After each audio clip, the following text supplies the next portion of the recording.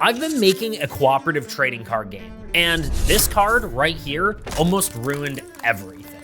The bridge card was so fundamentally broken across so many versions of the game that I had to refactor my entire game just to make it work at all. But before we get into that, let's explain how the game works, because if you don't know how the game works, you know? Well, it's how it is. In Armies Against Entropy, players work together, placing cards to gain synergies, allocating units to distribute power where needed, granting each card more health and damage, and battling the Old God, a deck of cards designed to provide challenges to the players and serve as the main antagonist of the game.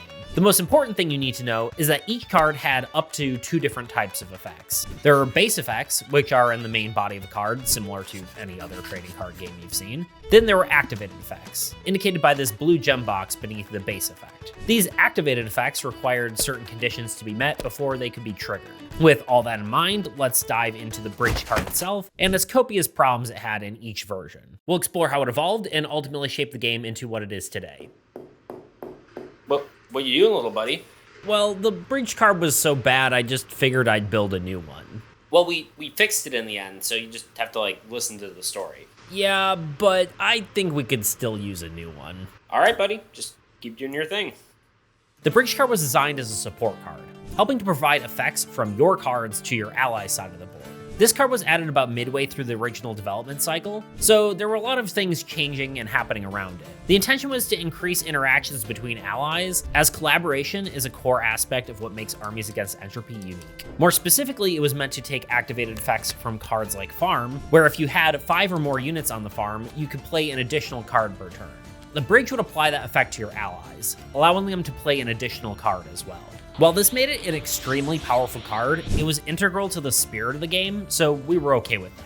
Now, going into it, we understood there could be some problems with this mechanic, as some activated effects behave differently than others. Take the Butcher, for example, which gained units upon the death of a monster. This became an issue because the units created by the Butcher were placed onto itself. As other effects applied to the entire game state, such as card draw or rule changes, the Butcher dealt with the individual card itself, which the other players may or may not have a copy of. To address this, we added a small note stating that these effects didn't apply to unit gain as sort of a band-aid fix, and we called it a day. However, I wasn't completely satisfied with this approach. As part of the next patch of the game, I aimed to add more functionality to structures, since they required more effort to place, trying to allow structures to provide more powerful effects in return for their cost. My goal was to give every structure both a base effect and an activated effect, enhancing their overall impact on the game. The way I decided to implement this was allowing Bridge to synergize with an ally if they have the Trading Post card on their side of the board. So this new effect stated, if the card named Trading Post is in play, this card's effect now also applies to gaining units. Units gained by this are immediately placed onto the Trading Post. Essentially, say a player had a swamp that gains a unit upon a monster's death. The Trading Post on your ally side of the board would also gain a unit. Of course, while this was kind of a fix for the previous version of the card, it ended up being more of a complication. Instead of solving any problems, actually led to more issues.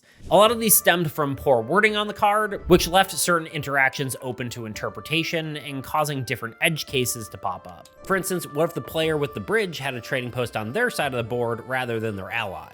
There was nothing stating that the bridge had to be on the ally side of the board, so if you had one, would you end up gaining double units? Or take the Fortress card. If the card had the right number of units on it, it allowed your heroes to gain units when they attacked. Which begs the question, would the Trading Post also gain those units, even though this card was meant for only heroes to gain them? And probably a more game-breaking example, the Elvish Archer. With a proper number of units, it could attack 2 monsters for the cost of 1. This effect was meant strictly for the Archer. So, did a bridge do nothing? Or worse, did it break the game and allow all heroes to attack 2 monsters as well? Now you might be thinking, why not just reword bridge and fix the problems? Well, by this point, we were running out of room on the cards and didn't really want to keep just adding exceptions to make it function properly. So instead, we decided to change the game entirely, which sounds drastic for just 1 card out of 40. However, the real reason for this was that it highlighted a greater issue with the game as a whole. The problem was that activated effects needed to be categorized more clearly. At the time, there were 2 main types of activated effects. One type required a certain number of units on the card to trigger an effect, while the other type was triggered by a specific event happening in the game. So the solution was to split these effects into 2 different types: unit effects and triggered effects. From there, we meticulously went through every single card and reworked them to fit these new effects. While this change was a good idea, it actually didn't fix any of our problems and ended up creating new ones. Let me explain. The new version of the bridge base effect was written like this. If the structure you control has an activated unit effect, those effects also apply to your allies. Now, take note, it specifically says structure. This was our easy way to avoid the issue we were facing with cards like Elvish Archer and Cleric. I'll explain it in a minute.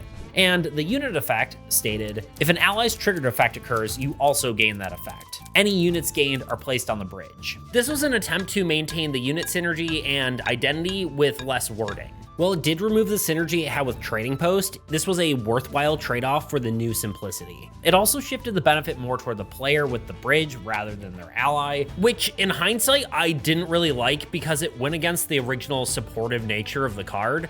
But despite that, it ended up being one of the most powerful and broken effects in the entire game. This is because during this update, many of the God cards, the cards that define the player's playstyle, along with providing hugely beneficial effects, were shifted to triggered effects as well. This meant simply having a bridge on the board meant the bridge had the power of a god itself.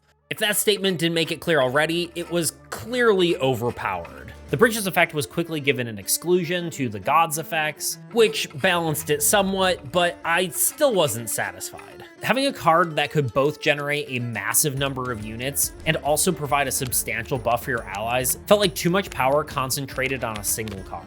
Truthfully, I wanted the base effect to be tied to a unit effect. This meant that placing the card wouldn't be enough to access its power. It would need some investment to get going. So I ended up removing the triggered effect from the bridge, deciding a similar ability might find its place on another card down the line. The base effect was then moved to a unit effect, which now required 8 units on it for the effect to activate. And while all might seem fixed, there were still some major issues nagging at me. Bridge still only applied to structures to prevent weird interactions with Archer and other heroes, and while at the time it didn't have any weird interactions with structures, it didn't mean it wasn't possible. Not to mention, it would just be cool if it actually was able to interact with heroes as well. What it boiled down to was a problem with unit effects. Some of these applied to the overall game state, which worked great with Bridge. For example, the farm let you play another card, Mage's Tower let you draw an extra card, and Necromancer Altar let hero cards return to your hand upon their death. These all synergized fantastically with Bridge. The other category included effects that only applied to the specific card itself. Elvish Archer was the main one, along with Cleric, which could place more units on cards if it had a sufficient number of units. Unfortunately, these cards didn't interact well with Bridge. So I was faced with two options. Design every single card around Bridge, or clearly define what unit effects are and introduce a new type of effect that fit what I needed. I decided to go with the latter, because obviously I didn't want to have to make sure every card worked with Bridge before creating it. So now, unit effects are designed specifically to influence the game state of the board rather than just affecting an individual card. Following that was the introduction of abilities to the game. Abilities are effects that become active on command, usually at a cost of some resource, such as units or cards. I want to add this mechanic to the game anyway, as some cards already had abilities, they just weren't clearly defined, like Mage's Tower. This change allowed me to adjust cards like Elvish Archer to have abilities to let it attack twice at a cost, eliminating concerns about weird bridge interactions. At this point, I thought I was done, and for the longest time, it just worked. In fact, this video was done. I thought I fixed it. But unfortunately with this change, something was lost in the game. And that was that no card could have a unit effect that affected itself, which is pretty obvious with the change I made. But unfortunately, it was pretty limiting and not all unit effects could be turned into abilities. For instance, I wanted Trading Post to have a new effect that allowed it to gain units passively while still keeping its base effect. But unfortunately, there wasn't many ways to do this that hadn't already been done before on other cards. Thankfully, with the help of one of my stream chatters, the solution was found. Just make any unit effect transferred by the bridge apply to the ally's god. It's a card that all other players will always have, so we don't get any weird interactions of not knowing where units are placed, similar to the Butcher example I talked about earlier, and it allowed me to make effects like, if the Trading Post has 5 or more units, it gains an additional unit for each structure in play. Now, of course, this feels like I'm invalidating a lot of my previous work, but sometimes that's just game development. Not every idea is always good, or maybe it just doesn't work out. That said, I don't really regret any of the work I've done, because even though this was a lot of work to make a single card function properly, a lot of these things that were changed were symptoms of a larger problem in the game, which was a massive lack of clarity. While it was a long road to get there, I can finally say with certainty that bridge is fixed. Probably. Maybe. You know what, honestly, it's probably gonna break the game again. It's okay, we'll cross that bridge when we get there. Did you really just build all of that for the joke? I can't believe you. Anyway, hopefully you found the development and history of the bridge card interesting and learned something along the way. If you're making your own game or just want to support my work, you can check out my Patreon. I have a bunch of resources like game icons to help you design your own games, and now we even have a beta version of Armies Against Entropy where you can play with new cards before anyone else. If you don't need all that fancy stuff, another great way to support the channel is by joining the Discord community. There you can find various ways to play the game for free, and it's a great community to provide feedback or gain feedback, and please give me feedback about my game. Hey man, I'm sorry for making that awful pun. It's okay. Oh, good. Whew. So we're good? Yeah, dude. It's totally fine. So like water under the bridge.